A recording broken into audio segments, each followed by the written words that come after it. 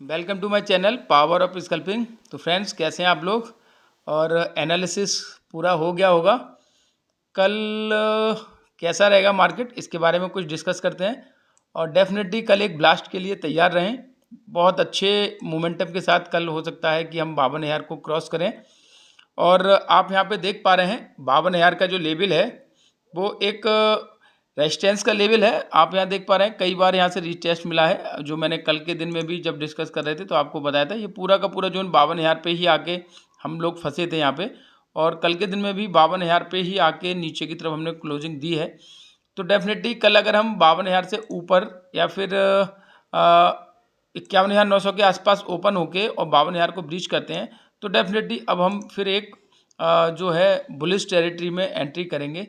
और फिर वहाँ से अच्छे खासे हमें टारगेट देखने को मिल सकते हैं ऊपर तक के। और हो सकता है कि हम फिर एक लाइफ टाइम जो हाई है वो लगाएं, क्योंकि अगर हम इसको वन डे टाइम फ्रेम पे अगर पूरा का पूरा एनालिसिस करें चार्ट का, तो आपको मिलेगा कि एक जो ट्रेंड लाइन है वो ही उसका ही मार्केट सपोर्ट ले रही है बार बार। और सपोर्ट लेने के बाद एक अच्छा खासा मूव अपसाइड मिलता है हर बार जब भी ये सपोर्ट लेती है। तो मैं यहाँ पे इस तरह से डाल के दिखाता हूँ, ये देखिएगा।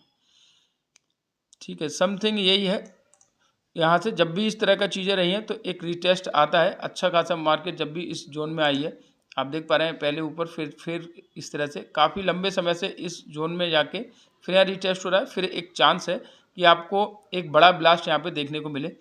अभी देखते हैं कल के दिन में क्या रहेगा, कैसा सिनेरियो बनेगा, तो उसके बारे में कुछ डिस्कस कर लेते हैं। ओवरऑल आप अगर किसी भी तरह की बात करें, चाहे वो FII हो, चाहे वो फॉरेन जो मार्केट हैं ग्लोबल मार्केट उसकी बात हो, चाहे आपका वाइट डेटा हो, सभी में आपको एक बुलिश साइन देखने को मिल रहा है।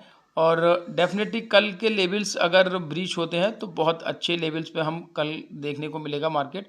तो देखिएगा हुआ क्या था कि कल के दिन में यहाँ पे एक 52,000 के आसपास जाके मार्केट ने इसको ब्रीच करने की कोशिश की, लेकिन यहाँ पे पूरी तरह से मोमेंटम बना नहीं और इसको ब्रीच नहीं कर पाए।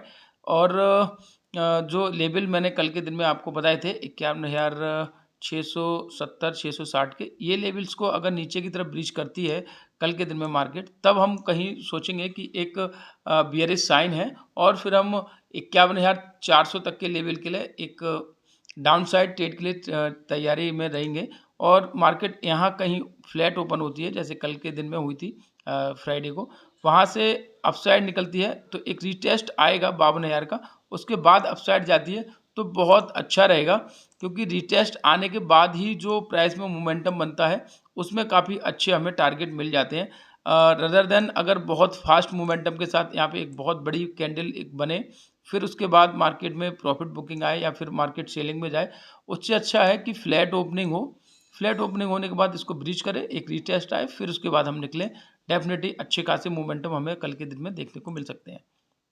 सबसे पहले इंपॉर्टेंट यही है कि मार्केट कल के दिन में अगर गैप अप ओपन होता है तो गैप अप ओपन होने के बाद आपको थोड़ा सा वेट करना है।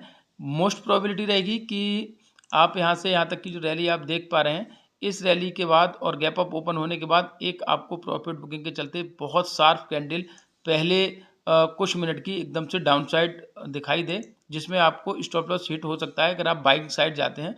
तो सिंपल सा है कि अगर यहाँ पे कहीं गैप अप ओपन होता है तो पहले सस्टेन होने दें, उसके बाद ही ट्रेड करें, क्योंकि मोस्ट प्रोबेबिलिटी ये रहेगी कल के दिन में गैप अप ओपन हो, क्योंकि सिनेरियो सब कुछ पॉजिटिव है। और 18 तारीख को जो फेडरेशन के रेट कट का अनाउंसमेंट होना है उसका असर अभी से हमें मार्केट में ग्लोबल मार्केट में पूरी तरह से देखने को मिल रहा है। तो कोई बहुत बड़ी बात नहीं है कि कल के दिन में अगर हम गैप अप ओपन होते हैं तो बस उसमें बस ये देखना है कि यहाँ पे कहीं गैप अप ओपन होते हैं हम तो सस्टेन करने दें, क्योंकि गैप अप ओपन होने के बाद फिर यहाँ पे आए हम, फिर यहाँ से रिटेस्ट हुआ तो जो शुरू के में आप इसमें जो एंट्री लेंगे हो सकता है आपका स्टॉप लॉस हिट हो जाए। तो आपको एंट्री यहाँ लेनी है जब ये रिटेस्ट करने के लिए ऊपर जाएगा, रिटेस्ट करके जब ऊपर जाएगा तभी हमें एंट्री लेनी है। तो सिंपल सा है, गैप अप ओपन होने की बात ये मैंने आपको बताई, थोड़ा सा वेट और पेशेंस के साथ में गैप अप ओपन होने दें, उसके बाद ही आप सस्टेन होने के बाद ही ट्रेड करें। और अगर बाई चांस कुछ ऐसा रहता है कि बहुत सिनेरियो ऐसा कुछ हो जाए, लेकिन ऐसा होने वाला नहीं है, कल के दिन में बहुत पॉजिटिव चीज़ें हैं। डेफिनेटली अगर नीचे की तरफ जाते हैं तो हम 51,700 के लेवल जो 51,650 के लेवल है इसको अगर ब्रीच करेंगे तब हम फिर 51,400 तक के लेवल यानी कि 200 पॉइंट के लिए हम बियरिश ट्रेड में यानी इनिशिएट करने की कोशिश करेंगे, क्योंकि कल के दिन में जो यहाँ पे ही सपोर्ट लिया था मार्केट ने, आप देख पा रहे हैं। तो ये जोन काफ़ी इंपॉर्टेंट है। यहाँ से नीचे की तरफ निकलेगा तब हम फिर एक पुट की तरफ जाएंगे, ठीक है। और अगर यहाँ से भी नीचे निकलता है तब हम फिर 51,200 तक के लेवल देखने को मिलेंगे। तो लेवल्स की अगर बात करें तो 52,000 का लेवल बहुत इंपॉर्टेंट है। इसको ब्रीच करेगा तो बुलिश हो जाएंगे और हम फिर बहुत बड़ा ब्लास्ट करने के लिए मार्केट तैयार रहेगी।